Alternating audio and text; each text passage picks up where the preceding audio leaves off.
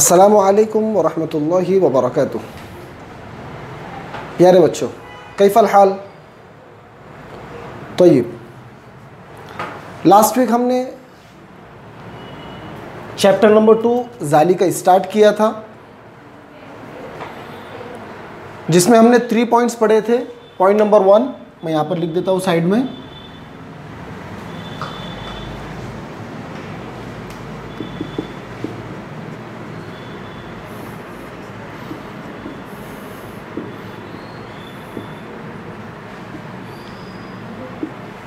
Points of ज़ालिका, उसमें हमने first point पढ़ा था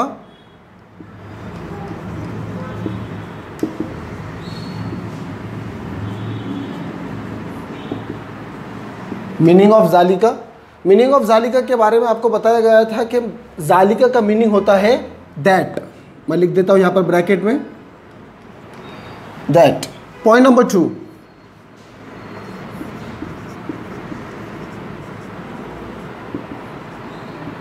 यूज़ ऑफ ज़ालिका।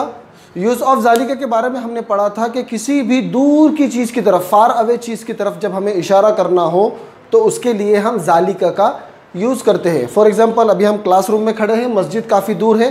अब हम मस्जिद के बारे में कहना है तो हम क्या कहेंगे?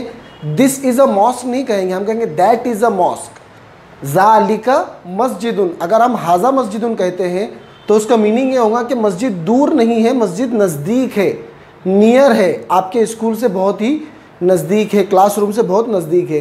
लेकिन रियल में मस्जिद काफ़ी दूर है। अब उसके लिए हम हाजा यूज़ नहीं करेंगे, उसके लिए हम क्या यूज़ करेंगे? ज़ालिका मस्जिदुन। ठीक इसी तरीके से हम यहाँ पर अपने क्लासरूम में खड़े हैं, वेलकम हॉल बहुत दूर है, उस तरफ एक मस्जिद है, हमें कहना है उस मस्जिद के बारे में, हम कहेंगे ज़ालिका मस्जिदुन। हम क्लासरूम में खड़े हैं, हमारा घर कोंडवा में है या हमारा घर कहीं दूर है तो हम उसके बारे में कहेंगे ज़ालिका बैतुन। इसी तरीके से हम यहाँ पर है, अब हमें अब्बू के बारे में कहना है तो हम कहेंगे, अब्बू तो क्लास में नहीं है, हम कहेंगे ज़ालिका अबुन, वो, दैट इज़ अ फादर, अल्लज़ी समथिंग। तो इसी तरीके से हमें किसी फार अवे चीज़ की तरफ इशारा करना हो तो उसके लिए हम ज़ालिका का यूज़ करते हैं। अगर हम दरवाजे के सामने खड़े हैं, दरवाजे के बिल्कुल बाजू में खड़े हैं, तो अब हमें दरवाजे की तरफ इशारा करना है तो उसके लिए हम कहेंगे हाज़ा बाबुन। लेकिन यही डोर अगर क्लास में मुझसे बहुत दूर है तो उसके लिए मैं क्या यूज़ करूँगा? ज़ालिका बाबुन। या आप पेन देख रहे हैं, ये पेन मेरे हाथ में है तो मैं इसके लिए यूज़ करूँगा हाज़ा कलमुन। लेकिन यही पेन अगर मुझसे दूर रखा हुआ है तो मैं उसके बारे में कहूँगा ज़ालिका कलमुन। आप क्लासरूम में हैं, आपके सामने टेबल है, आप टेबल के ऊपर बैठे हो, तो आप जब टेबल के ऊपर बैठे हो आपको टेबल की तरफ इशारा करना है और ये कहना है कि ये एक टेबल है, नज़दीक है, नियर है, तो उसके लिए आप यूज़ करोगे हाज़ा मकतबुन। लेकिन यही टेबल दूसरे क्लास रूम में रखा हुआ है तो आप उसके लिए इशारा करोगे, करना है तो आप कहोगे ज़ालिका मकतबुन, के वो टेबल जो एक क्लास में रखा हुआ है। तो इससे हमें समझ में आएगा यूज़ ऑफ ज़ालिका, के ज़ालिका का जो यूज़ होता है वो फार अवे चीज़ की तरफ इशारा करने के लिए हम ज़ालिका का यूज़ करते हैं। पॉइंट नंबर 3,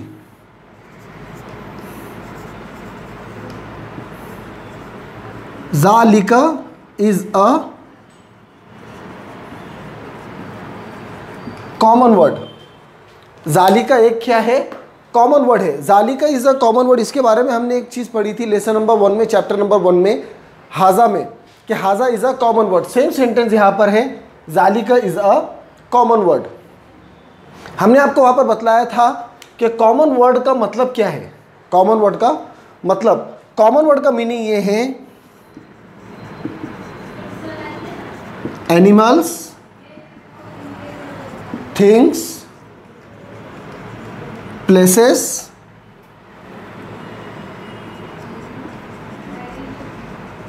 एंड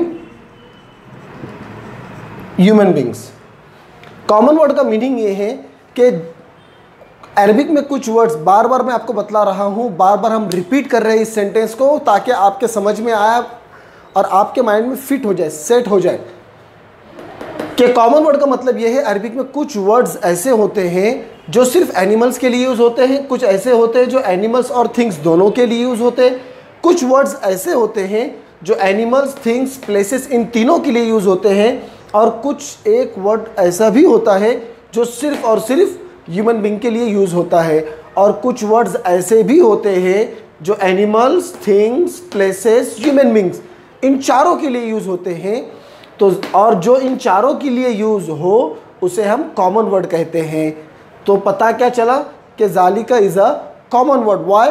बिकॉज ज़ालिका used for animals, things, places and human beings, कि ओवरऑल इन चारों के लिए ज़ालिका यूज़ होता है। ओके, फिर मुझे आपके कुछ, मैंने यहाँ तक हमने लास्ट वीक में पढ़ा था, मुझे आपको इसके एग्जाम्पल्स देने थे, तो मैं आपको यहाँ पर बता दूँ। फर्स्ट हम लेते हैं एनिमल्स।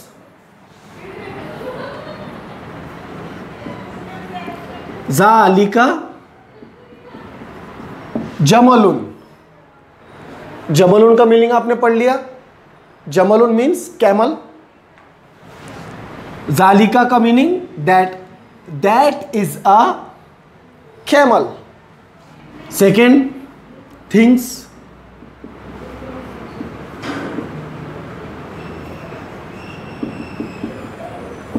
ज़ालिका कलमुन, दैट इज अ पेन।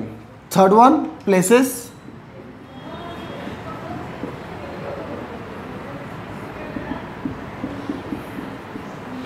ज़ालिका बैतुन, that is a house. Fourth one, human being.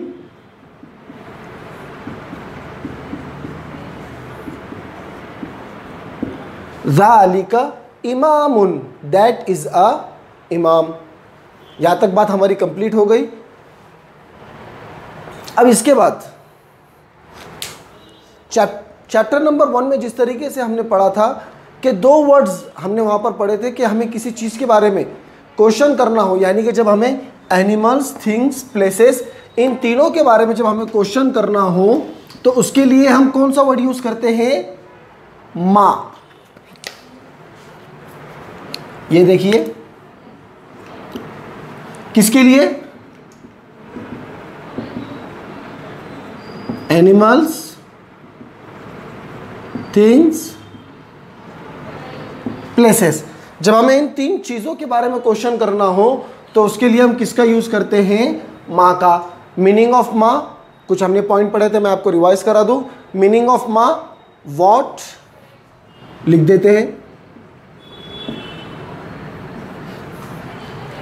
Point number 2, use of माँ, कि किसी भी चीज़ यानी कि एनिमल्स, थिंग्स, प्लेसेस इन तीन चीज़ों के लिए क्वेश्चन करना हो तो उसके लिए हम माँ का यूज करते हैं।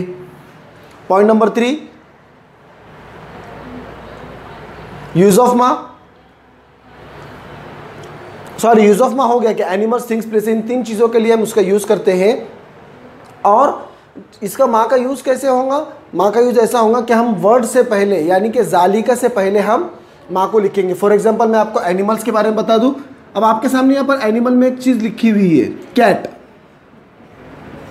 ये आपके सामने एक पिक्चर है, कैट। अब आपको क्या, आपसे कैट के बारे में पूछा जा रहा है तो आपको उसकी कैट के बारे में पूछना है कि वो क्या है, वो what is this, what is that. तो आप क्या कहेंगे? माँ,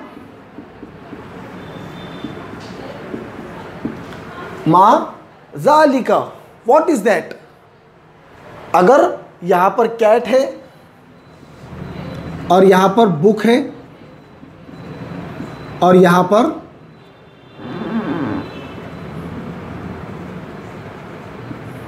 मॉस्क, ठीक है, तीन चीजें। जब हमें कैट के बारे में, किसी भी एनिमल्स के बारे में जब हमें क्वेश्चन करना है कि व्हाट इज दैट, तो उसके लिए हम माँ का यूज करते हैं। ज़ालिका से पहले माँ हमेशा फर्स्ट नंबर पर यूज होगा और ज़ालिका सेकंड नंबर पर यूज होगा। ज़ालिका को हम फर्स्ट नंबर पर यूज नहीं कर सकते और माँ को हम सेकंड नंबर पर यूज नहीं कर सकते। इसके लिए हमेशा हमें माँ को फर्स्ट नंबर पर यूज करना है और ज़ालिका को सेकंड नंबर पर यूज करना है। इसी तरीके से जब हमें थिंग्स के बारे में क्वेश्चन करना है, थिंग्स, वॉच, पेन, वॉयलेट, इसी तरीके से आप बोल दो duster, pen, black board, bulb, ये सब थिंग्स है। जब हमें थिंग्स के बारे में क्वेश्चन करना है, पूछना है कि व्हाट इज़ दैट, तो उसके लिए भी हम माँ का यूज़ करेंगे और माँ को हमेशा हम फर्स्ट नंबर पर लिखेंगे और ज़ालिका को हम सेकेंड नंबर पर लिखेंगे। थर्ड वन, कोई प्लेस के बारे में हमें क्वेश्चन करना हो तो उसके लिए भी हम माँ को फर्स्ट नंबर पर यूज़ करते हैं और ज़ालिका को हम सेकेंड नंबर पर यूज़ करते हैं। जैसे कि माँ ज़ालिका, समझ गए?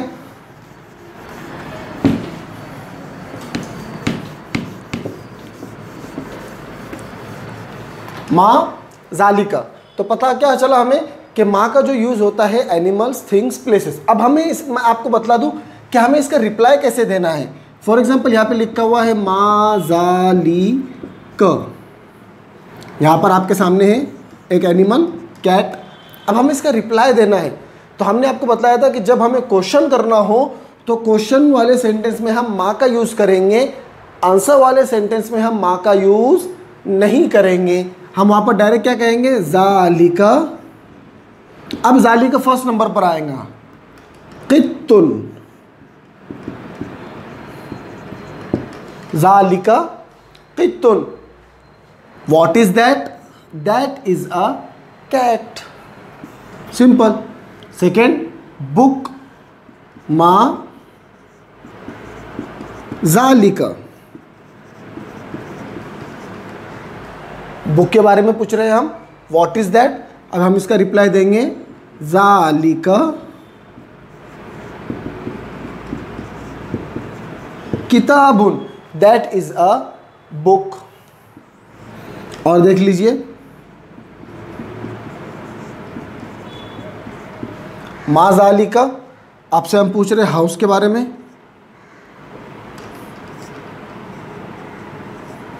What is that. अब हम इसका रिप्लाई देंगे ज़ालिका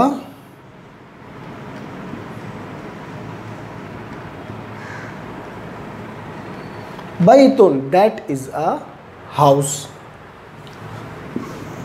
इतना आप समझ गए। अब इसके बाद, अब यहाँ पर तीन चीज़ें यूज़ हो गई, एनिमल्स, थिंग्स, प्लेसेस। इन तीनों के बारे में जो हमें क्वेश्चन करना था तो उसके लिए हमने माँ का यूज़ किया। अब बच गया ह्यूमन बींग्स। ह्यूमन बींग्स के लिए क्या यूज़ करेंगे हम? ह्यूमन बींग्स के लिए मन। हमने चैप्टर नंबर 1 में पढ़ा था कि जब हमें ह्यूमन बींग्स के बारे में क्वेश्चन करना हो तो उसके लिए हम मन का यूज़ करते हैं।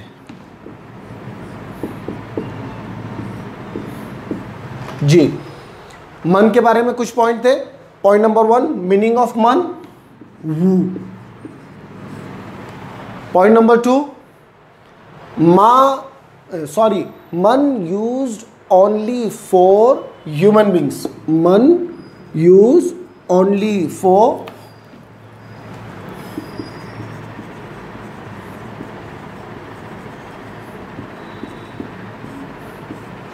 Human beings. के मन जो है ये सिर्फ और सिर्फ ह्यूमन बींग के लिए यूज होता है। यूज ऑफ मन, के मन को हम हमेशा फर्स्ट नंबर पर यूज करेंगे माँ की तरह, और ज़ालिका या हाजा उसे हम सेकेंड नंबर पर यूज करेंगे। जब हमें मन के बारे में यूज क्वेश्चन करना है, मन से हमें ह्यूमन बींग्स के बारे में क्वेश्चन करना है, तो उसके लिए हम क्या करेंगे? देखिए, हमने लिखा मन ज़ालिका, हुज दैट। अब हमने यहाँ पे लिखा डॉक्टर, यानी कि हम डॉक्टर के बारे में पूछ रहे हैं कि ये आदमी कौन है। अब हम उसका रिप्लाई देंगे ज़ालिका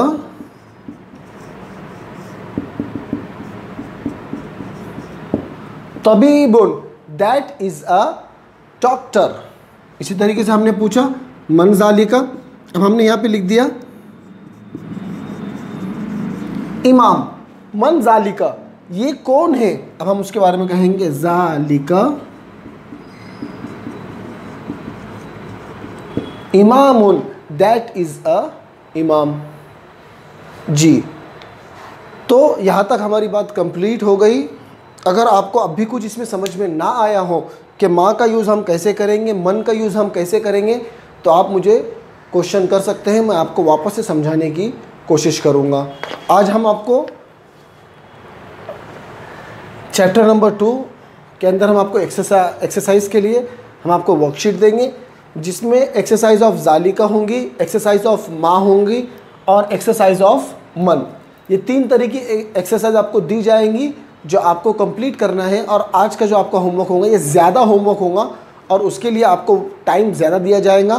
Friday, Sunday, Saturday, Sunday, Monday and Tuesday, 5 days का आपके पास टाइम होगा, क्योंकि आपको हम 5 वर्कशीट देंगे। 5 डेज़ में आपको ये 5 वर्कशीट कंप्लीट करना है और उसके फ़ोटोज़ निकाल कर मुझे व्हाट्सएप पर सेंड करना है।